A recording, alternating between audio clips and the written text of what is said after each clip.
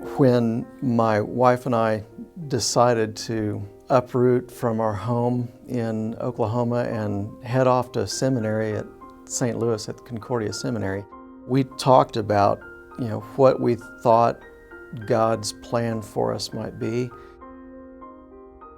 My wife and I, one of our consistent desires, even as lay people in the church, has been to minister to college students.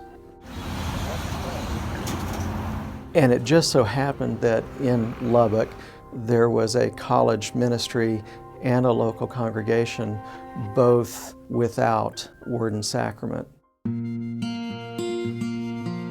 The best part about it to me is just having a group of college students around that we're all kind of like-minded. And we're different in so many other aspects, but when it comes to our faith, we're very similar, and so it's nice to have that camaraderie with other Lutheran college students. It's given me a number of friendships that I wouldn't trade for the world. Maybe one of the best ways to talk about what we do here at the Student Center and what it's all about is to just tell a story about one of the students. Shay grew up in the Dallas-Fort Worth Metroplex. She never went through the Lutheran confirmation process. She wasn't confirmed into the church. She showed up on the Texas Tech campus during orientation week for the freshmen and happened to walk by the Lutheran Student Fellowship's display booth.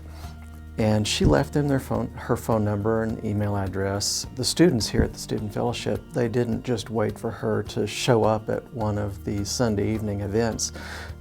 They called her and said, "Hey, we're going bowling tomorrow night. Come with us."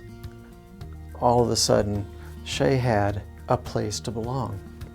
It was in February of last year that Shay was confirmed into the Lutheran faith and joined one of the local churches here.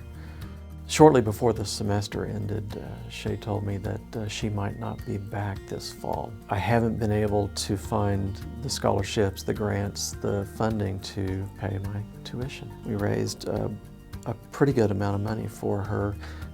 It wasn't enough to pay the whole tuition bill, but it was enough to get her started. And I heard from Shay about a month ago. She sent me a text and said, "Good news, I was able to pay my tuition bill off this month. I'm going to be back in the spring." One of the lessons that we were able to participate with her in is that Christians, brothers and sisters in the faith, fellow disciples, we're in this life together. And when one of us is having struggles, the rest of us step up